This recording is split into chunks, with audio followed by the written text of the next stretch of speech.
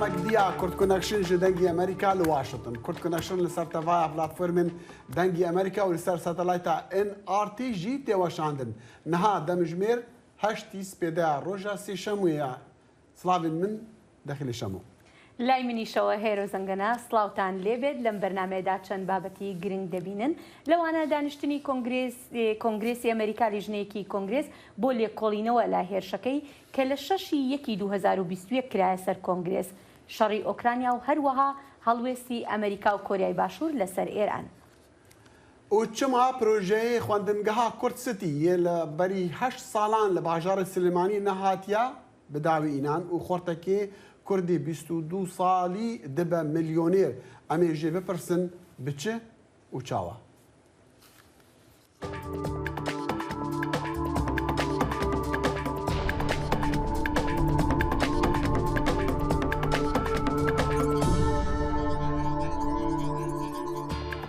لێکۆڵینەوە لە هێرشەکەی 6 مانگی یەکی ساڵی 2021 بۆ سەر کۆنگرێسی ئەمریکا ڕۆژی دووشەمە دەستی پێکردەوە لە کاتێکدا لێکۆڵەرانی کۆنگرێس لێکۆڵینەوە لەوە دەکەن گوایە سەرۆکی پێشووی ئەمریکا دانەڵد ترامپ بە شێوەیەکی نادروست ئیدعاکانی ساختەکاری لە هەڵبژاردنەکانی ساڵی 2020دا گەورە کردوێتەوە سەرڕای ئەوەی کە لەلایەن ڕاوێژکارە هەرە نزیکەکانیەوە هۆشداری پێدراوە. ئەمەش دووهەم دانیشتنە لە کۆی حەوت دانیشتنی کۆنگرێس لێکۆڵەران دەڵێن لە 6 مانگیەک هەڵبژاردننی ساڵی 2020دا سەرۆکی ئەو کاتە سوور بوو لەسەر ڕاگەاندنی سەرکەوتن سەرباری ئەوەی ڕاوێژکارە باڵاکانی هەڵمەتەکانی بێجگە لە ڕوودی جولیانی پارێزەری هەڵمەتەکانی کە گەواهیدەران دەڵێن ئەو شەوە سەرخۆش بوو پێیان گوتبوو ئەو کارە نەکات. وەزیری دادی ئەو کاتە بێڵبار کە باڵاترین کاربەدەستی یاسایی ئەمریکا بوو گەواهیدا کە ترامپ بۆ چەند هەفتەیەک پاش هەڵبژاردنەکە هەر بەردەوام بوو لەسەر ئیدعا نادروستەکانی تەنانەت پاش ئەوەش کە ڕوون بوویەوە دۆڕاوە. کاربەدەستانی هەڵبژاردن لە 3 ویلایەتی سەرەکی و پارێزەرێکی هەڵبژاردننی کۆمارەکانیش گوتیان هەوڵەکانی دواتری هەڵمەتی ترامپ بۆ سەلماندنی ساختەکاری لە هەڵبژاردنەکاندا بێبنەما بوون. دانیشتنەکە ڕۆژی چوارشەمە و پێنجشەمەش بەردەوام دەبێت. و کۆمیتە ئەنجومەنی نوێنەرین کۆنگرسا ئەمریکی دوشەمێ جێڤینا لێکۆڵینێ لەسەر عێریشا پشتەوانین سەرۆکیبەرێ دۆناڵد ترامپ بڕێڤە بر کو لەسەر تەلەڤیزیۆنان هاتە نیشاندن دە لێکۆڵینێدا ژمارەکە کەسێ نێزیکی ترامپ ناڤاواندا کە چاوی بخوا ئیڤانکا ئەدعاین وی کو فند و فێل دە هەڵبژاردنین سەرۆکاتیا 2020دا بوونە ڕەتکردن. لیژنەیەکی کۆنگرێسی ئەمریکا کە لێکۆڵینەوە لە هێرشەکەی 6 مانگیەکی ساڵی 2021 دەکات بۆ سەر باڵەخانەی کۆنگرێسی ئەمریکا لە ڕۆژی دووشەمەدا پرۆسەیەکی گەواهیدانی بەڕێوەبرد بۆ جۆگرتن لە قسەکانی بەڕێوەبەری هەڵمەتی هەڵبژاردننی سەرۆکی پێشوو دۆناڵد ترامپ بەرپرسانی پێشووی ئەتلانتا و فیلادەلفیا کە ئەوەش دووهەم دانیشتنی گشتی لیژنەیەکی هەڵبژێردراوی ئەنجومەنی نوێنەرانە لە مانگەدا دوای دانیشتێکی گەورەیان شەوی پێنجشەممە کە نیشانی دەدات هاوپەیمانە نزیکەکانی ترامپ تەنانەت کچەکەشی ئیڤانکە ئیدعا نادروستەکانیان سەبارەت بە ساختەکردن لە بنگدانەکە ڕەت کردبووە. دۆناڵد ترامپ هەڵبژاردننی سەرۆکاتی ساڵی 2020 لەدەستدا خەڵکی ئەمریکا دەنجیاندا بۆ لابردنی لەو پۆستە. ئەوە بەهۆی سیستەمێکی ساختەوە نەبوو بەهۆی فرت و فێڵی دەنگدەرانەوە نەبوو. دانیشتنەکەی ڕۆژی دووشەممە دووەم دانیشتن بوو لە 6 دانیشتنی چاوەڕوان کراودا لەسەر قسەکانی سەرۆکی پێشوو دۆناڵد ترامپ لە مەرشکستهێنانی بەرامبەر جۆ بایدنی دیموکرات لە هەڵبژاردنەکانی مانگی 11 2020دا بە هەڵبەستنی تۆمەتی بێبنەما کە گوایە ساختەکاری لە هەڵبژاردنەکاندا کرابوو. ئێمە ئەمە دەبینەوە ئەوەی مای بایەغدانی منە ئێمە لە ئێستادا بردومانەتەوە. ویلیام ستیپن دەبوایە لە پەناڵی یەکەمی شاید حاڵەکان بوایە کە وەک بەڕێوبەری هەڵمەتی هەڵبژاردنەکانی ترامپ بۆ ساڵی 2020 کاری کردبوو دوای ئەوەی لە ساڵی 2017 تا 2018 وەک بەڕێوبەری کاروباری سیاسی ترامپ لە کۆشکی سپی کاری دەکرد بەڵام ڕۆژی دووشەممە نەیتوانی ئامادەی گەواهیدانەکە بێت و هەرچەندێکە لە ڕێی ڤیددیۆیەکی تۆمارکراودا گەواهیدا. گەواهیدانی شاید حاڵەکان وا دەری دەخات کە سەرۆکی پێشوو دۆناڵد ترامپ هەموو هەوڵێکی دەدا لەو هەڵبژاردنە شکست نەهێنێت. to protect the integrity of a very important 2020 election. ئێوارەتان باش من دەمەوێت خەڵکی ئەمریکا ئاگادار بکەمەوە لە نوێترین هەوڵەکانی خۆمان بۆ پاراستنی بێگردی هەڵبژاردننی ئێجگار گرنگی 2020دا ئەگەر دەنگە یاسایەکان بژمێرجێت ئەوە من بە ئاسانی دەیپەمەوە ئەگەر دەنگە نایاسایەکان بژمێرن ئەوە دەتوانن هەڵ بدەن هەڵبژاردنمان لێ بچن. هەروەها لە گەواهیدانی پەناڵی یەکەمدا کریستی والبوو سەرنووسەری سیاسی پێشووی فاکس نیوز کە کەوتە بەررەخنەی ترامپ و لایەنگرانی دوای ئەوەی نێزی سیاسی فاکس نیوز یەکەمین کەس بوون لە مانگی 2020دا ڕایەنگەیاند ویلایەتی ئەریزۆنا دەنگیان بە بایدن داوە. فاکس نیوز ڕەتی کردوتەوە کە ڕۆیشتنی ستیروالد لە دەستگاکەی بە هیچ جۆرێک پەیوەندی بەو مەسلەیەوە هەبوو بێت. بە هەمان شێوە لە جۆرجیا بە ژمارەیەکی زۆری ئێجگار زۆری دەنگەکان بردوومەتەوە. لە شەوی هەڵبژاردن لە جۆرجیا من بە زیاتر لە نزیکەی 300,000 دەنگم بردبووەوە بەڵام بۆیان کەمتر کردمەوە. جێ بەبیرهێنانەوەی ویلایەتەکانی جۆرجیا و پەنسیلڤانیا لە ویلایەتەکان بوون کە لە هەڵبژاردنەکانی ساڵی 2016دا پشتگیریان لە ترامپ کردبوو بەڵام لە ساڵی 2020دا دەنگیان بە بایدندا. ئەوانیش جێگەی سەرنجی ئەو قسە بێبنەمایانە بوون کە گوایە ساختەکاریان لە هەڵبژاردنەکاندا کردبوو. خەڵکی ئەم گەلە هاتنە دەنگ ئەوان سەرکەوتنێکی ئاشکرایان بۆ دەستەبەرکردین سەرکەوتنێکی قایلکەر سەرکەوتنیەک بۆ ئێمەی گەل زۆرترین دەنگمان بردەوە کە تا ئێستا بە سەرۆکێک درابێت. یاریدەرێکی لیژنەکە وتی دانیشتنەکە هەروەها گەواهیدانی تۆمارکراوی بۆ زیاتر لە 1000 گەواهیدان و چاوپێکەوتنیش لە خۆ دەگرێت کە لە ماوەی لێکۆڵینەوەی نزیکەی ساڵێکی درێژخایەنی نۆ ئەندامی لیژنەی هەڵبژێردراوی دیموکراتەکان لە ڕووداوەکانی پێش و لە کاتی هێرشکردنە سەر کۆنگرس ئەنجام دراون. دەچینە لای ڕۆژنامەوانی دەنگی ئەمریکا بەڵێن ساڵح بۆ دوایین زانیاری لەسەر دانیشتنی لیژنەی لێکۆڵینەوەکانی لەسەر ڕووداوەکانی شەشیەکی ساڵی 2021.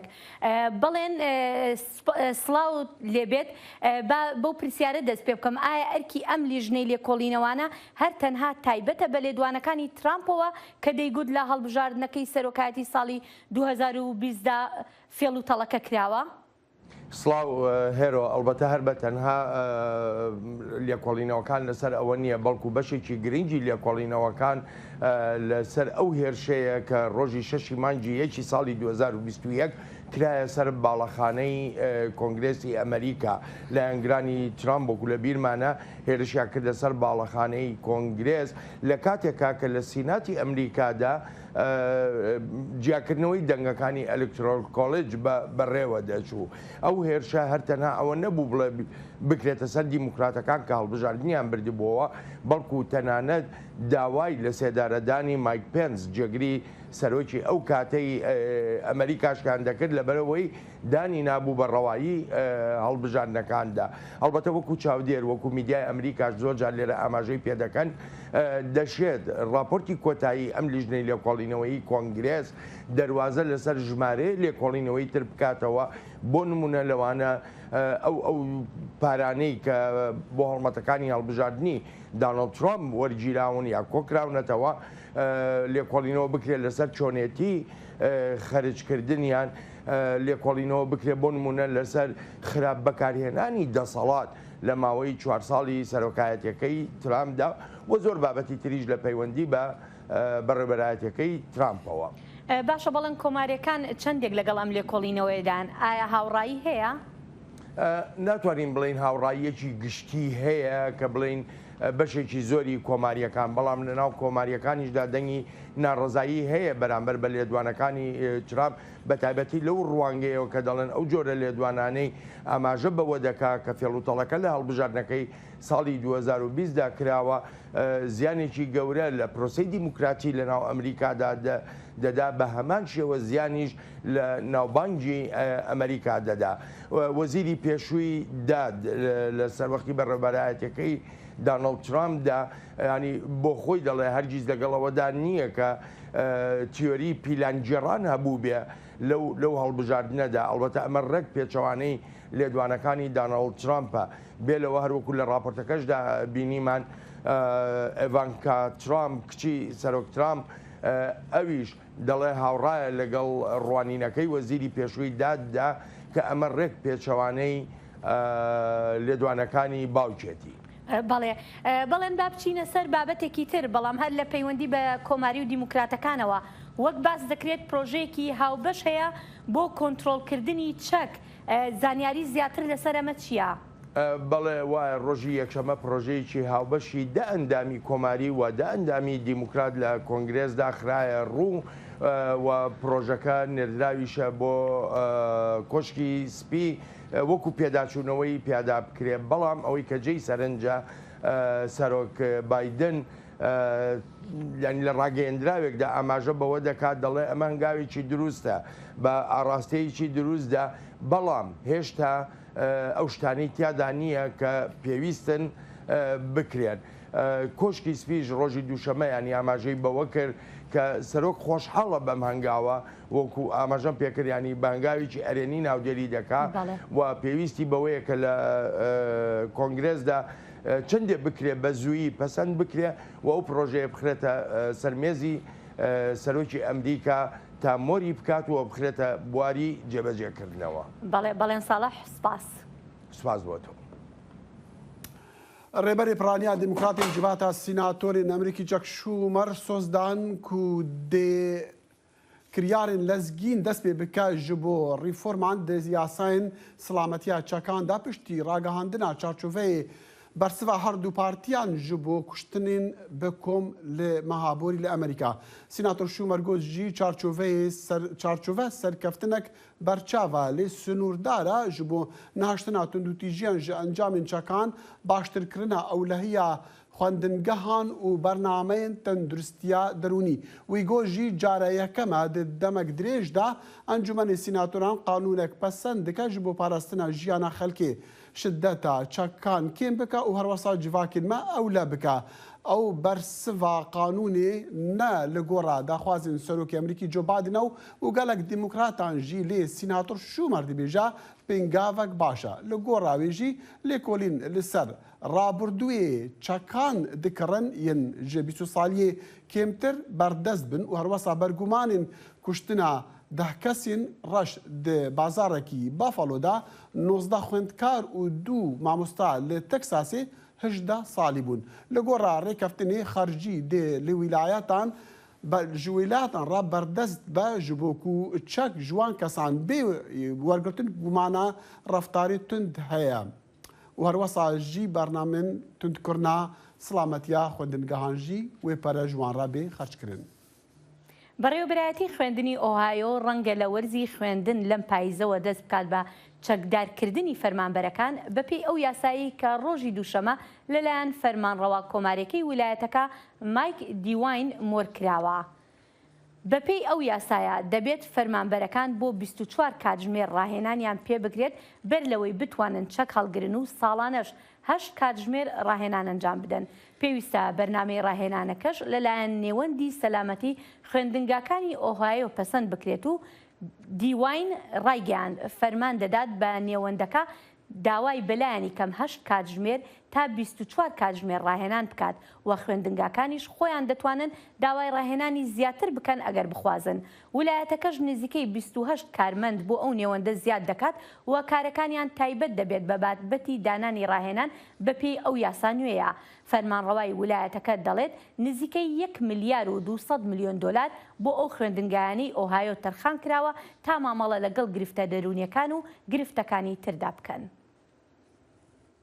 تەڤیک و شەڕی لە ئوکراینیا کەتیە مەها چاری ژی لێ هونەرمەندên xwecihî dest bi xebata xwe ya dest ji xebata xwe ya hunerî bernadin ji bo ku gelek ji bo gelek Okrayniyan jî huner di dema şer de amûrek xwedîhêza û alîkariyê ji morovan re dike li ser xwe bimînin û behreya xwe ji dest nedin.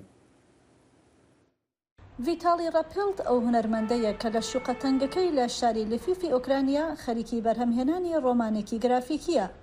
ڕەپێڵت پێی وایە هونەرچەکێکە و ئەو دەیەوێت شوێن پێی گرافیک دیزاینەری دڵخوازی خۆی نیل خاسفیچ کە هونەرمەندی چەکداری سوپای ئوکرانیا بووە و لە ساڵی 1952 کۆچی دوایی کردووە بگرێتەوە. مێژوو خۆی دووبارە دەکاتەوە. خەباتی ڕزگاری خوازی ساڵانی 45 ئێستاش دووبارە ڕوو دەداتەوە. لە ڕۆژی سێمی داگیرکاریەکەدا بیرم لە زۆر شت کردەوە. بیرم هاتەوە کە چیم من جارێکی تر بە پرۆسەی خۆناسینەوەدا تێپەڕیم و لە ئەنجامیشدا ئەم بەرهەمانە هاتنە ئاراوە. پۆستەرەکانی ڕەپێڵد بە شێوەی جیاواز و بە تەوەری سەربازی چاپ کراون و بە یارمەتی لیانا مێتسکۆ بەڕێوەبەری سەنتەری هونەری شارەوانی لەفیف لە سەرانسەری جیهاندا بڵاوکرانەوە. پۆستەرەکان هەندێجار لەگەڵ یارمەتیە مرۆیەکان و هەندێجاریش لەگەڵ ئەو ڕۆژنامەنووسانەی کە لە لڤیڤەوە زیاتر گەشتەکان دەنێردرێتە دەرەوە بۆ شارەکانی دیکە. لە کاتێکدا بەشێک لە ناوەندی هونەری شارەکە هێشتا لە ژێر نۆژانکردنەوەدایە، بەشێکی زۆریشی لەلایەن منداڵان و خێزانەکانیانەوە بەکاردێ، ئەوانەی کە لە ترسی هێرشە سەربازیەکان هەڵهاتووەن. ئەو شتە جوانانە کە منداڵان وەک ڕێگەیەک بۆ چارەسەرکردن دژی ئەو خراپکاریە کە لە ژیانیان داڕوو دەدا دروستی دەکەن زۆر بەهێزە. ڤانێسا برانسۆن بەڕێوەبەری کاری هونەری کە خەڵکی بریتانیایە دوای سەردانی بوچا و هۆستۆمێل گەیشتوەتە شاری لفیف. ئەو دامەزرێنەری کۆمەڵەی هونەری مەراکەش بێنەڵە و خۆشکی ڕێچارد برانسۆنی ملیاردرە و هەڵدەدا شتێکی دیکە لەم جەنگەدا ببینێتەوە، سەرەتایەکی نوێ بۆ گەشە سەندنی کارێکی نوێ لە نێوان وێرانەکاندا. ئەم لەشکرکێشیە زۆر سەرنجی لەسەر وێرانکردنی مۆزەخانە و کڵێسەکانە، سەرنجی لەسەر هەر شتێکی کەلتوریە کەوا لە ئۆکرانیەکانی بکات، هەست بە ئۆکرانی بوون بکەن نەوەک رووسی بوون. لەلایەکەوە ئەم هێزە وێرانکەرە دەبینیت کە هاتۆتە ژوورەوە و دەیەوێت هەموو شتێک لە ناو ببات و لەلایەکی ترەوە وەک جۆرێک لە بەرگری تۆ خەڵقێکت هەیە کە داهێنان دەکەن و بەرهەم دەخڵقێنن. ئەمانە پارچەی موشکێکی ڕووسین کە بەر لەفیف کەوتووە. خۆبەخش و هونەرمەندان پاشماوەی موشەکەکانیان بۆ یەک کردووە و خستوێتیانە مەزادەوە بۆ ئەوەی پارە بۆ پێداویستیەکانی سوپای ئوکرانیا کۆبکەنەوە. بەخشە دارایەکان لە یەکەم ڕۆژ و هەفتەکانی جەنگدا بە خێرایی بۆمان دەهات. لە ئێستەشدا دەبێت داهێنەر بین بۆ ئەوەی بزانین چۆن هەموو ڕۆژێک پارەی زیاتر کۆ بکەینەوە. یەکێک لە بیرۆکەکان بۆ کۆکردنەوەی پارە ڕەسمکردنی وێنەی سێنت جۆرجی پیرۆز بوو لەسەر پاشماوی موشکێکی ڕووسی. ئەمە تەنها هەندێک پارچەی ئاسنی تێکچوونیە، دەزانن ئەمە موشکێکی دەستدرێژی کارە. بەڕاستی دەستلێدانی ترسناک بوو. من ویستم بیرۆکەیەک بخڵقێنم بۆ ئەوەی هەموو ئەو خراپکاریە داپۆشم. فرۆکەیەکی جەنگی جەتی خۆمانم بە ناوی مێک 29 لەسەر نەخشاند کە ئەو تەلە دڕکاویانەی کە بەسی ڕەنگی ڕووسی نەخشاندبووم دەدرێنێت. لە کاتێکدا ئەم هونەرمەندانە لە هەوڵی زیند و ڕاگررتنی کولتوری ئۆکرانیان لە ڕێگای هونەرەکەیانەوە، هاوکاتێژ وەزارەتی ڕۆشنبیری ئۆکرانیا ڕایگەیاندووە کە هێزەکانی رووسیا زیاتر لە 30 مۆزەخانە و 116 شوێنەواری کۆن و زیاتر لە 130 کڵێسایان یان وێران کردووە یان زیانیان پێگەیاندووە. لە کاتێکدا ڕێگەگرتن لە هەناردەکردنی دانەوێڵەی ئەمبارکراو لە ئۆکرانیا قەیرانی خۆراکی لە جیهاندا دروست کردووە، بربەسەکان تا دێت زیاتر دەبن بۆ نادیا ئیڤانۆڤای جوتیارێکی ئۆکرانی کە 76 کارکەریشی هەیە و بەرهەمەکانی بۆ جیهان ڕەوان دەکات، بەڵام کارگەی پاککردنەوەی بەرهەمەکانی بەهۆی بردومانەکانی رووسیاوە وێران بووە. نادیا ئیڤانۆڤا دڤیا بوو کۆ دەمەکە نزیکدا پالەیە چاندنیە خۆ بکرا لێ حتا نەها لێ زەڤیە خۆیە باشوورە ئوکراینایە وێ تەنێ گولەین بۆمبەیان بەرهەفکردنە. Beriya her tiştî ne pêkane em gelin bifroşin û pere ji bo çêkirina kargeha veranbûyî nîne, ya duyemîn jî taybetmendin ku dikarin vê ava bikin ne li herema Miyekholavin û em nêzî eniya şerin ji ber vê yekî kes nayê. Leşkerên Rûsî zeviyê wê yê 4000 hektar lê nêzîkî bajarokê Mykolaiv bombebaran kir dema ku wan hewl dida di adarê de ber bi bakur ve pêş ve biçin. Amûrên wê yên çandiniyê ji kar ketine. Me embara genim çêkir, bi tevahî teqiya bû. Me çêkirên mezin vek ku divê kirin. Niha em tiştên din yên vek camên şikestî çê dikin. Min pêwîstî bi hefteyekî din heye ku binêrim ka ez dikarim wê dîsa bixebitînim yan na. Di dema aştiyê de berhema zeviyê wê salê zêdetirî 12,000 ton bû ku ji bo bazara navxwayî û ji bo hinardekirina Ewropa, Efrîqa û Çînê dihate şandin. Îro embarên wê 2000 ton genimê demsala borî hene ku kesek wan nabe. Ez bawerim dê zirarên me yên mezin hebin berî her tiştî ev windakirina qapeseya çandiniyê ye. Ya duyemîn jî ev windakirina dirave ji ber ku hinardekirin tune û cihekî ku dexil were hinardekirin û firotin tune ye. ji ber vê yekê ev ê siberojê bi rastî bandorê li her tiştî bike. Bi ser vê yekê de lêçûna kîmawî û dermanan jî zêde dibe. Sûtemenî sêqat buha bûye û piraniya karkerên Ivanova li ser çandiniyê berdewam in û pereyên xwedistînin. Nizanim dê Rûsî çawa rê li me bigirin ku em di siberojê de kar bikin, lê ez hîvî dikim ku her tişt di zûtirîn dem de baştir bibe, ji ber ku cotkar bi rastî li bendenê ku karê xwe bikin. Ivanova bi her awayî berdewam dike, lê berhevnekirina çandiniyê metirsiya pêketina agir çê dike. Metirsiyeke ku bi şer re hîn zêde dibe. Salih Demîcer, Dengê Amerîka. قالوا آگهین داویین شر له أظلم ياساك أظلم دم باش چه پیام جمت هنه لسر شرن داوی لوی هریمی دکارم بیجن کو جی ایرو سرس به ور و چاوه همی جهانی لسر شر و پفچونین سر گرتنا باجاری سیویرو دونسکیا لحرما دونسکیا لروجلاتا اوکراینا یه جبرکو هزین روسی دو ایواری سی پرین سرکه کو باجار به دروه و گرید دا به تواهی هلوشاندن او دور پیچا خواه تونتر کرن باجاروانی شاردار باجر و سرس به دیار کرکو روسان جسدی هفته کنترل باجار به دست خستنه و لباجار زیادتری 500 سیویل آسمانه لی هزین اوکراینی بریوانی خود دومینن د شرط و مرجن دجواردا. بله أظلم دزانن سروکی اوکراینی زلنسکی همه روزانه پیامی که دیده. بله. قالوا دی پیامی خوی داوی دا او چه دی بیجا؟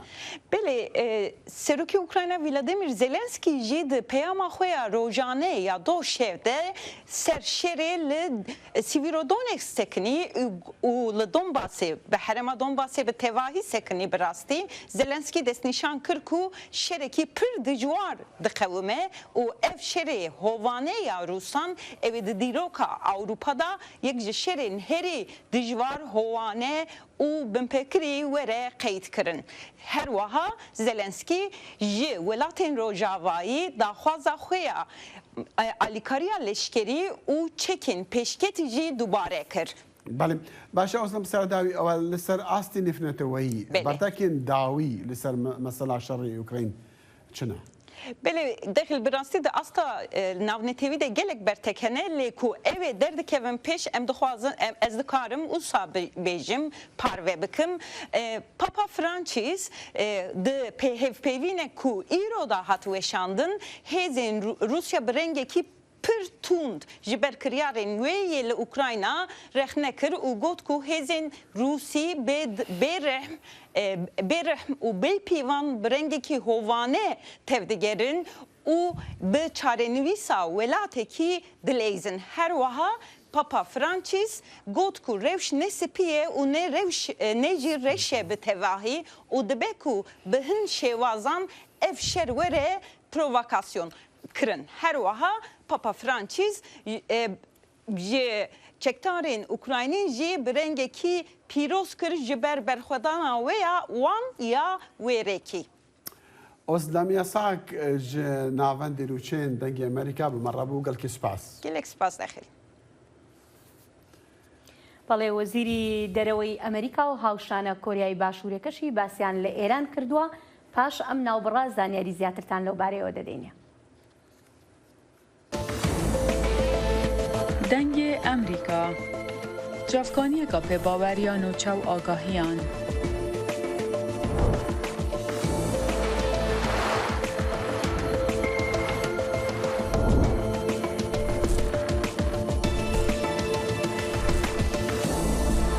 برای مالپر و پلاتفورم میدیا جواکیا دنگ امریکا بالا خوب دن پزانین و نوچه جیهانه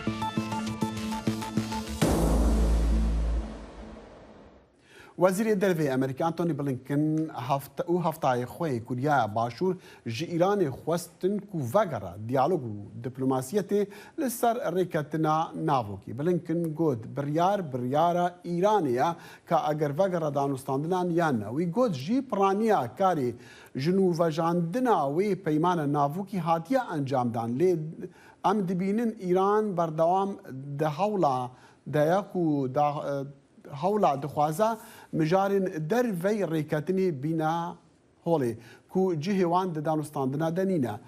Banga Blinken ya li wezareta derve bi wezîrê dervê Kuryaya Başûr re dayî piştî ragihandina serokê çavdêriya atomiya netewên êgirtî bû dema gotî ku Îranê dest bi rakirina 27 kamîreyên çavdêriyê kirine ji navendên navokî li seranserî welatî û herwesa jî piştî ku rêveberên Ajansa Cîhaniya Hêza Atomî Tehran şermezar kirî ji ber agahiyên nebawerpêkirî ku dide li ser mesela kiristên navokî yên xwe di welatî de.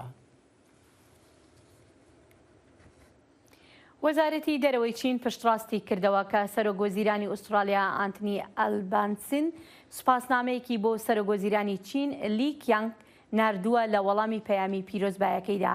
پاش سەرکەوتنەکانی ئەلبانیز لە هەڵبژاردنەکاندا لی نامەیەکی پیرۆزبایی بۆ نارد هەندێک لەم هەنگاوی چین بە هەوڵێک بۆ نۆژەنکردنەوەی پەیوەندی نێوان چین و ئوسترالیا دەبینن.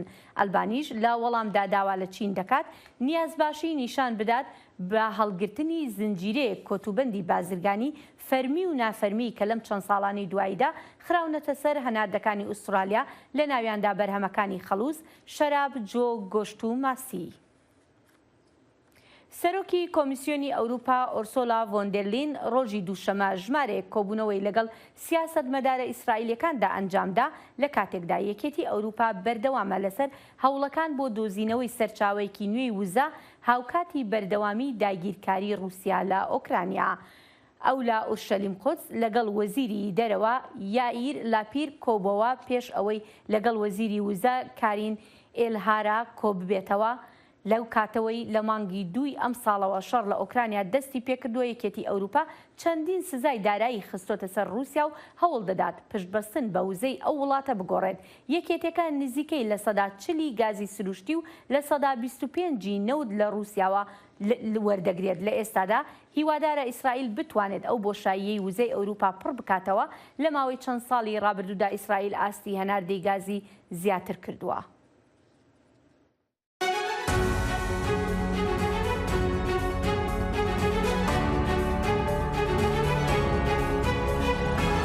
چاوی واشنگتن بەرنامەیەکی هەفتانەیە لە بەشی کوردی دەنگی ئەمریکاوە ئامادە و پێشکەش دەکرێت. من بەڵێن ساڵح هەموو ڕۆژانێکی هەینی لەگەڵ پسپۆراندا تاوتوێی گەرموگورترین بابەتی ڕۆژ دەکەین لە پەیوەندی بە سیاسەتی دەرەوەی ئەمریکاوە. لەگەڵمان بن.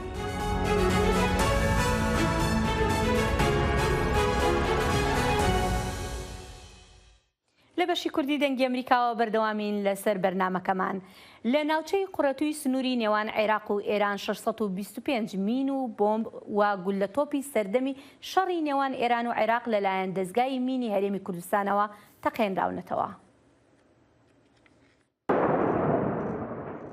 تەقانەوەی 625 بۆمب و گولە تۆپ و مینی چێنراوە لەلایەن تیمەکانی تەقانەوەی مینی هەرێمی کوردستان. بۆمبەکان هی سەردەمی شەڕی نێوان ئێران و عێراقن و لە ناوچە سنووریەکانی هەرێم و بە دیاریکراوی لە ناوچەی قۆرەتووی نێوان ئێران و عێراق چێنراون. بۆیە کە ژمارە دەڵێن مینێک لە ناو دەبردرێ پارچەیەکی نەتەقاوە لە ناو دەبدرێت کەواتە کارەساتێک چارەسەرکرا، ڕووداوێکی دڵتەزێن چارەسەرکرا. بۆیە ئەمڕۆ خۆشبەختانە لە پرۆسەیەکی سەرکەوتوو لە نزیک ناحیەی قۆرەتوو لە سنووری ناحیە قۆرەتوو ئەم چاڵاکیە ئەنجام دەدەین و چارەسەری ئەو پارچە نەتەقاوانە دەکەین کە بریتین لە پاشماوەی جەنگی سەردەمی ئەو مینانەی کە حکوومەتی عێراقی بۆ هێزی پێشمەرگەی کوردستان دەیچاند لە هەرێمی کوردستان بەهۆی بۆمب و مینی چێنراوی سەردەمی ڕژێمی بەعسەوە تا ئێستا سەدان هاوڵاتی کوژراون و کەمەندان بوون. لە گەرمیان 970 قوربانیمانەیە، ئەو 970 قوربانیە 250 شەیدە. هەرچەندە لە دوای ساڵی 1990ەوە تیمەکانی هەڵگرتنەوەی مین سەرقاڵی پاکردنەوەی ناوچە سنووریەکانن لە مینی چێنراو. بەڵام هێشتا ناوچەیەکی فراوانی مین ڕێژکراو ماوە و پاک نەکراوەتەوە. ئێستا لە هەرێمی کوردستان 255 کیلۆمەتری چوارگۆشە ماوە کە بە مین و پاشماوەی جەنگی پیس بێت. تیمەکانی هەڵگرتنەوەی مین لە هەرێم بەردەوام لە ناوچە سنووریەکان سەرقاڵی کۆکردنەوەی بۆمب و مینن. ناوبەناو سەرجەم بۆمبە هەڵگیراوەکان دەتەقێننەوە و لە ناوی دەبن. دڵشادنوارە، دەنگی ئەمریکا، ناوچەی قۆرەتوو. و لە گۆڕە راپۆرتان ئارتێشا تورکیە 4 بنگەهی نو یەن سەربازی لێ دەڤەرە نهێلی و سەرگەلێژی لە قەزا ئامیدیە دانینە ڕاستیە وان راپۆرتان چنە بەمە ڕاپە ئەمیری دەنگی ئەمریکاش دۆکە سەلام باڵای سەلام دەم باش ئەرێ ئەو چە دەنگ و باسن و ئارتێشا تورکیا بنگەهێن و لە وەردانینە.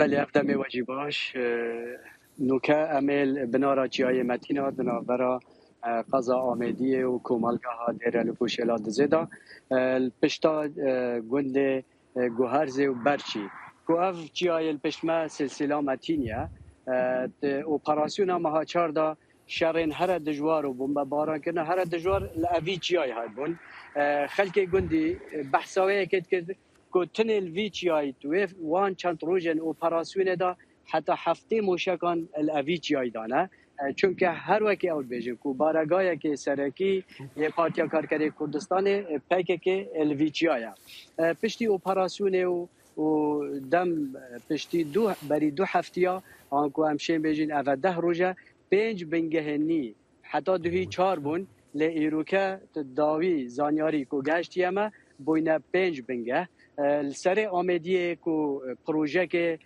گلک مازن هبو کو ریکک حکومت هریما کردستان توی دا بتناف برواریا آنکوش آمیدی بو برواریا نها 2 بنگهن سرکی یه لشکر ترکی دانان سر آمیدیه او پروژه جی تاکید او دهه راوستاندن اگر ها تو دست پیجی بکتنش برویه که آلوزی لویر پیدا بونه سلام بلیوه بنگه که دی دانایا ورخله جی هر اف سلسله جیایه و کانی زرگه جی و دیسا سر سیتجی اف هر پیج بنگه وی سلسله جای متینانه اول پشت ما دیار کرد. سلام اود بیجن یعنی دیاره کوچتوان بنگه هاده هست یعنی چند لشکرین عن زریپوشن چت بیجن چت دایا؟ بله هر وکی خلک دوره کو دیسان هند هزن پیشمرگه جی آنکو یه زیروانی جی نیزی که وان بنگه هانه آواجی بنگه خلوه داره هنه اوت بجن لشکر دانای نویرش بلی لشکر توقانه اینای نو چکه گران و دیسان جی بردوام بری از بهمت لایفه جی دا فروکین به فروکوان الهنداف سریمتان نو چون آنکو الویچیای اوچیای سلسلامتینای بردام تات نو چون اف بنگهت نی داناین اوش بلی وانن کاک دخیلیت کو لینکی و یل کوراجاری داناین اوه مگوتی کو بری 2 هفتیا اف بنگه یتنی خاطی ندانان اوه جی بویا جه هنده کو کنترول همی دوره براسی یا کپتیت لپت ارتشا ترکیه دا و خلک دوره حوالاتی دوره تایبت اوه جیان آوانت نافچی دا نافراز و بیستان دا نوکه هاتی نچارچو وکره نشن بچنه نافراز و بیستان خوشی نشن ترشو توان خوشی ببند جراندنه تنت بن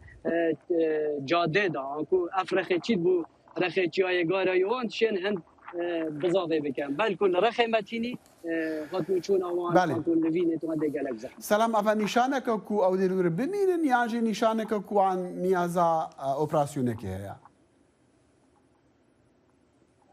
هیا که داخل یادیاره هر جه ارتشا ترکیه چویت از باورم تهبونا مجبور یا دیاره کوچی جه وانگرد او گلک زحمت وی جه جاره کادی بردن تایبت اف جهن استراتیجی لشکرینه کو کنترل همی دورا آمدیه حتی شلادزی حتی گلیه بالندا دکتن لرلای دی کنترل منطقه نهیلی و یا بروار یا حمیت کتن اجبر ویه که گلک آب زحمته چونکه بوما ما میناکتین تو نوتو پنج دا چندین بگهتوان هاتینا کانی ماسه هاتینا باتیفال رخزا خو دیسان هر سیریه خو کمالگاه سیریه کو نزیکی ما بگهتوان هنوش نوتو پنج وره بگهتوان روز بروجی پیش دخنو چکین گرانت این نویره بلکو نیت آوان اونی نکو زیب زیج وان جها بچن سلام بالای پیامنری دنگی امریکا لدوکی به مرة براسته خو گلک سپاس گلک سپاس بواجی دم باش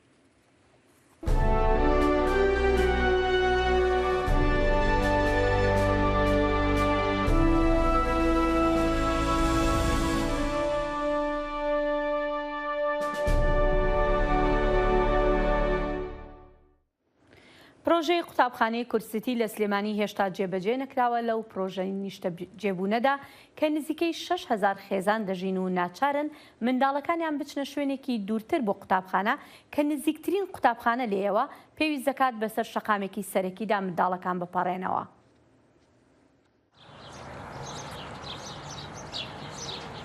ئەمەی دەیبینن پرۆژەی تەواو نەکراوی 27 پۆلی کورسیە لە ناو پرۆژەی نیشتەجێبوونی کورستی لە شاری سلێمانی.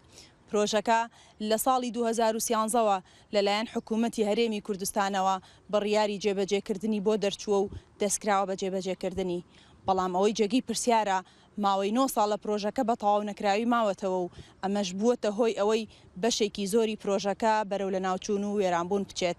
لە هەمان کاتە نیگەرانی زۆری دانیشتوانی پرۆژەکە و سنوورەکەی لێکەوتۆتەوە لەبەرەوەی کە قوتابخانەکە بە تەواو نەکراوی ماوەتەوە و ئەوان ناچارن مناڵەکانیان بۆ خوێندن بنێرنە شوێنێکی دوورتر. لە 2014ەوە ڕاگیراوە هۆکەی نازانین چی یعنی بەڕاستی ئەم شوقانە پڕە لە مناڵی فەقیر و هەژار ئینسانی دەوڵەمەندیتیانە هەمووی بۆیە ڕوومان کردوێتە ئەم شوقانە هەمووی فەقیرین هیچ مەکتەبێ لەم نزیکانەی ئێمەنیە دوور لە شوقەکانە یان چوارچرایە یان چوارباخە دوورەکەونە هەمووی پاسیان بۆ گیراوە. مسێ مناڵەمەیە هەرسێکی 100,000ەکە 100,000 بۆ مناڵەکان مەیەم ئەگەر ئێرە مەکتەبەکەی تیابێ ئەوە ئەو 100,000 گەڕێتەوە بۆ خۆم جاتیاتی کرێ چییە پارەی پاسەیە کوڕەکەم ڕۆشتۆ بۆ ئەو بەرەوە پاسەکە دواکەوتۆ ناتۆ بە دوایە دایکە خەریوە بسارە لێم بە هەمووی بێزارە لێ حەزەکەی بڕۆ شوقە بە شوقە بگەڕێ ماڵ بە ماڵ بگەڕێ هەمووی بێزارە لیان کەس جواب نایەتەوە بەخت بەکێ بڵێ کێ تەواویکە کەس نیکە داواکاریم ئەوەیە ئەو مەکتەبە تاو کرێ مەکتەبەکە تاو کرێ و هەمووی نەجاتێ بە لە پارەی پاس هێ ئیمکانیەتی نییە. دانیشتوانی سنوورەکە داوا دەکەن حکوومەت و لایەنە پەیوەندیدارەکان ئاوڕێک لە مناڵان و دانیشتوانی پرۆژەکە بدەنەوە و ژیانی مناڵانی ناوچەکە لە مەترسی پەڕینەوە لە جادەکان ڕزگار بکرێت لەلایەکی ترەوە ئەو بارگرانیە کەم بکرێتەوە کە لەسەر شانیان دروست بووە لە ڕووی تێچووی هاتوچۆکردنەوە. ئەبێ بڕۆن لەو شەسیە پەڕ نە ئەو بەرەوە ئیتر ئەوە مان و نەمانە لەو تۆزە هاچنە ئەو بەرەوە وەڵاهی یانی وەکو شەڕەگولە وایە لەوێ مناڵیشە نازانێ چەند حادیسە بۆ لەو ناوە زۆر خەتەرە و هیوادارین حکوومەت ئابڕێباتەوە لەم خەڵکە لەم فەقیر و هەژارە. سنوورەکە بە نزیکەی 6,000 خێزانتیای دانیشتەجێن و بە هەزاران مناڵ قوربانی دەستی تەواو نەکردنی ئەو قوتابخانەیەن لایەنە پەیوەندیدارەکانیش دەڵێن بۆ تەواوکردنی پرۆژەکە لە ئێستادا هیچ هیوایەکیان نییە. لە ئێستا لەسەر ئاستی بەڕێوەبەرایەتی گشتی پەروەردەی سلێمانی زەڕورترین ناوچەیە کە قوتابخانەی پێویستە لەبەر ئەوەی پرۆژەی لوبنان سیتیمان هەیە لەوێ پرۆژەی سائیبستیمانەیە پرۆژەی ئەوە کورسیتی 1 و کورسیتی 2 چەنگەڕێکێکی تازە لەو ناوچەیە هیچی قوتابخانەی نییە وەزارەتی خۆمانمان بە نووسرا و ئاگادار کردوتەوە تا ئێستا بەداخەوە هیچ شتێک نەبووە بۆ تەواوکردنی پرۆژەکە بڕیارێک دەرچوو بۆ تەواوکردنی با بڵێن نزیکەی 12 قوتابخانەمان هەیە کە کارکردنیان یعنی لە 170 بەرەو سەرەوەیە ئەوە لەسەر داوای سەرۆکی حکوومەت بوو کە ئەو لیستەمان بۆ نار 12 قوتابخانەی سنووری سلێمانی لە خۆی گرێبەست بەداخەوە کورسیتیانە لە بەری کورسیتی بودجەکەی جیایەوە گرێبەستەکەشی هەڵوەشاوەتەوە. هەڵوەشاندنەوەی گرێبەستی ئەم قوتابخانەیە لە چوارچێوەی بڕیارێکی سەرۆکایەتی ئەنجومەنی وەزیراندا بووە لە ساڵی 2014 بەپێی بڕیارەکە ئەو بەڵێندەرانەی ناتوانن بەهۆی قەیرانی داراییەوە پرۆژەکانیان تەواو بکەن دەتوانن گرێبەستەکانیان لەگەڵ حکوومەتی هەرێمدا هەڵبوەشێننەوە. ئێستاش دانیشتوانی سنوورەکە هیوادارن تا دەستپێکردنی ساڵی نوێ خوێندن حکوومەت بتوانێت پرۆژەکە تەواو بکات و ژیانی منداڵانی دانیشتوانی سنوورەکە لە مەترسیەکانی هاتوچۆ ڕزگار بکەن. ئەمە لە کاتێکدایە بە وتەی بەرپرسانی بەڕێوەبەرایەتی گشتی پەروەردەی سلێمانی تێچووی پێویست بۆ تەواوکردنی پرۆژەکە تەنها 1 ملیار و 69 ملیۆن دینارە. سنوور کەریم، دەنگی ئەمریکا، سلێمانی. هەر سەبارەت بەم پرۆژەی قوتابخانەکانی شاری سلێمانی دەچینە لای پامنێرمان سنوور کەریم لە سلێمانی. سنوورم کاتت باش، با لەو پرسیارەوە دەست پێ بکەم کە هەندێک لە دانیشتوانی پرۆژەی نیشتەجێبوونی کورتسیتی دەڵێن خۆیان خەرجی قوتابخانەکەیان لە ئەستۆ گرتووە، لەگەڵ ئەوەشدا جێبەجێ نەکراوە. ئایا لەم بارەیەوە چی هەیە؟ زانیاری چییە لەم بارەیەوە؟ زۆر سپاسم کاتتان باش. طبعا ئەوە ڕاستە، زانیاریی دروستە بەپێی بڕیارێکی حکوومەتی هەرێمی کوردستان هەموو ئەو پرۆژانەی کە لە چارچێوەی شاری سلێمانیات هەرێمدا بڕیاری یاخود مۆڵەتی جێبەجێکردنیان هەیە، کاتێک پرۆژەکە دەست بە جێبەجێکردن دەکرێ، یەکێک لەو کارانە، یەکێک لەو مثلا بابەتە مادیانی کە لەسەر دیارە کابە مەسەلەی خزمەتگوزاریە. قوتابخانە شتێکێکە لە خزمەتگوزاری لەناو خزمەتگوزاریەکی سەرەتایی لەناو پرۆژەکانی نیشتەجێبوونە. طبعا لە ڕووی تێچوون و تێچووەکەی لەسەر هاوڵاتی حساب کراوە. دەکرێت بۆ نمونە هەر هاوڵاتێک بە نزیکەی 4 بۆ 5,000 دۆلاری لەسەر حساب کرابێت کاتێک یەکێک لە سەرەتاییترین خزمەتگوزاریەکان کە قوتابخانەی پێویستە لەناو پرۆژەکەیە هەبێت. بەڵام بەداخەوە من لە راپۆرتەکەی ئاماژەم پێکرد یەکێک لە بەڕۆشترین و پرۆژانەی کە لە هەرێمی کوردستان و دیاریکراویش لە شاری سلێمانی ئاوری لە نەدراوەتەوە پرۆژەی قوتابخانەی بنەڕەتی کورسیە کە 27 ساڵیە، ماوەی زیاتر لە 8 ساڵە پرۆژەکە ماوەتەوە. 6,000 خێزان بە نزیکەی مناڵەکانیان بێ قوتابخانە بەداخەوە تا هەم لە ڕووی مادیەوە لە ڕووی قوتابیەکانیان لێرە ناوچەی دووسێ، لە ڕووی تێچووی مادیەوە ئەرکێکی زۆر و لێرێکی زۆریان لەسەر دروست بووە. لەلایەکی تریشەوە ئەوەی کە زۆر گرنگە باسی پێوەکەی مەترسی ژیانی ئەو مناڵانەیە لەبەرەوەی کە جادەی شەخصی هەیە کە جادە سەرەکیترین جادەیە لە شاری سلێمانی، مناڵەکان بەشێکی زۆریان لەو جادەیە بچنە مەکتەبێکی تر یعنی ئەوەی کە جێگەی داخەم دانیشتوانی ئەو پرۆژەیە بە ڕێژەیەکی زۆر بەشار بۆیە ناچار زۆر جار مناڵەکان خاوستی دەکارهێنن یاخودەن بێجا بەڵێ باشە سنوور کاربەدەستان لەم بارەیەوە چیەڵێن؟ ئایا لە بەرنمەیانیان پرۆژەیە تەواو بکەن یان نایان ئیتر دەستی لێ هەڵەگرن؟ طبعا لە ڕابردوودا لەبەرەوەی لە هەرێمی کوردستان قەیرانی دارایی گەورە دروست بوو بەهۆی شەڕی داعشی شەو بە تایبەتی و قەیرانی کردەوەدا وەلەو لە ئێستادا ڕێژەی دیکە لە نەوت بەرزدا قەیرانی دارایی کە هەستێکی زۆر کۆتایی پێ هاتووە، بەڵام بەداخەوە دەیان پرۆژە لە هەرێمی کوردستاندا بەم شێوە بەقاڵکراویمان نەکەوە کەنی سەردەمی شەڕی داعشی سەرۆبانی قەیرانی دارایی. کاربەدەستان ئەوەی کە من بکەم لەگەڵاکردن کە ئاسێکی زۆر دێهیوان لە تەواوکردنی پرۆژەکە. طبعا من لەزارە یەکێک لە بەرپرسانەوە ئەو زانیاریم وەردێت کە طبعا ڕاجیاواز هەبوو لەسەر بابەتەکە. یەکێک لە بەرپرسانی وەزارەتی پەروەردە ئاماژەی بۆ وەکێک لە لای من وایە خاوەنی کۆمپانیاکە داوا دەکات پرۆژەکەی بۆ بکرێتە مڵکی خۆی بۆ ئەوەی بکاتە خوێندنگایەکی ئەهلی واتە خوێندکارەکان بەکارەکەدا بخوێنن. طبعا خەڵکی ئەو سنوورەش خۆمان دەزانین ئاماژەم پێکرد کە خەڵکی هەژارنشینن ناتوانن کارە بن، بۆیە تا ئێستا بابەتەکە بە هەڵواستاوی ماوەتەوە. لە ئێستادا ئەوەی کە من قسەم لەگەڵ بەرپرسانی وەزارەت بەڕێوەبەرایەتی گشتی پەروەردەی سلێمانی کرد ئاسۆی چارەسەری بەداخەوە ڕوون نییە، هیچ هیوایەکیشیان نییە بۆی کە بەم نزیکانە بتوانن هەواوی بکەن وەلەو ئەڵێن پێما گوایە نیشامان ئاڵاتی وەزارەتی گەشتمان لەسەر کردووە، بەڵام لە ئێستادا پێم وانییە بتوانین. بەڵێ سنوور کەریم سپاس دەکەین.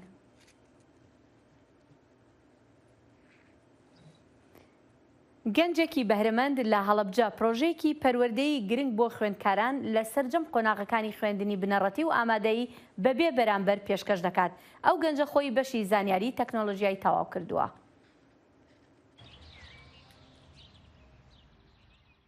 گەنجێکی هەڵەبجەیە و دەرچووی بەشی ئایتیە. ئەو وێبسایتێکی تایبەتی بە پرۆسەی خوێندن لە قۆناغی یەکی بنەڕەتیەوە تاوەکو 12 ئامادەیی دروست کردووە کە وێبسایتەکە بەبێ بەرامبەرە و چەندین تاقیکردنەوە پرۆسی ڕاهێنان و ڕێگای فێربوونی بۆ خوێندکاران خستووەتە ڕوو. ئێستاش وێبسایتەکەی بەبێ بەرامبەر ستووەتە خزمەتی خوێندکارانەوە. ڕاستێکی لە فکری دروستکردنی ئەم وێبسایتە سەرەتا بەو جۆرە هەبوو مێشکمان کە خۆم قوتابی بووم لە پۆلی 6 ئامادەیی بە دوای وێبسایتەکە ئەگەڕام کە کاتم بۆ بگەڕێنێتەوە کە بتوانم بە ئاسانی ڤیدیۆکانم دەستکەوێت کە بتوانم بە ئاسانی کتێبەکان یان مەرجەمەکانم دەستکەوێت یان بتوانم بە ئاسانی تاقیکردنەوە بکەم تا ئاستی خۆم بزانم ئەتوانم لە ئیمتیحانی وزاریا بەشداری بکەم یاخودنا یاخود پرسیارێکم بۆ دروستە بوو ڕاستەوخۆ ئەمویست پەیوەندیەکەم بە مامۆساکانەوە بەڵام نەمەتوانی. وێبسایتی زانستگا لە 6 بەش پێگاتووە کە سەرجەم بەشەکان پێکدێن لە پرۆسی ڕاهێنان و گەشەدان بە زانیاریەکان کە گرنگترین بەشەکانی تاقیکردنەوەی خوێندکارە لەلایەن خۆیەوە. تایبەتمەندیەکانی وێبسایتەکەی ئێمە لە چەند بەشێک پێکدێت کە لە پۆلێکی سەرەتاییەوە هەتاکو پۆلی 12 ئامادەیی تێدایە کە لە 6 بەش پێکدێت کە بەشی ئامۆژگاری کە دوو بەشی لێبێتەوە بۆ بەشی منداڵان و بەشی پۆلی 12 و هەروەها بەشی تاقیکردنەوەکانی تێدایە و هەروەها بەشی پەیوەندیکردن بە مامۆساکانی تێدایە کە لەبەر ڕاستە خۆ توانێت پەیوەندیکە بە مامۆساکەوە و هەروەها بەشی زانکۆلانی تێدا پڕکردنەوەی فۆرمی زانکۆلانی دوای قۆناغی 12 ئامادەی بێ بەرامبەر فۆرمی زانکۆلانی بۆ تەلەبە پڕەکرێتەوە.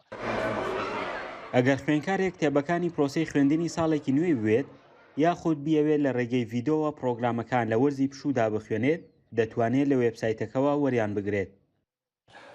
وەکو کتێبەکان هەموو کتێبەکانی زیاد لە خۆناغی یەکی سەرەتاییەوە هەتاکو 12 ئامادەیی بۆ نمونە ئەگەر قوتابیە کتێبێکی دەست نەکرد لە مەکتەب یان لێون بوو ویستی دیسانەوە وەریگرێتەوە ئەتوانێت لە ڕێگەی وێبسایتێکی ئێمەوە بچێت ڕاکێشیان هەر ڕاستەخۆ لە ناو وێبسایتێکی ئێمەوە سێری بکات و هەروەها بۆ تاقیکردنەوەکان قوتابی چەند جار بێ ئەتوانێت تاقیکردنەوە بکات چەند جارویستی لەسەر بێتوانێت تاقیکردنەوە بکات ئەتوانێت ئاستی خۆی دڵنیا کاتەوە لەسەری. محەممەد بادین دەیەوێت لە داهاتوودا سیستەمی زمانی ئینگلیزی لە وێبسایتەکەدا جێگیر بکات ئەو کات خوێندنی پیشەی و شێوەزاری کورمانجیش بۆ وێبسایتەکە جێگیر بکات.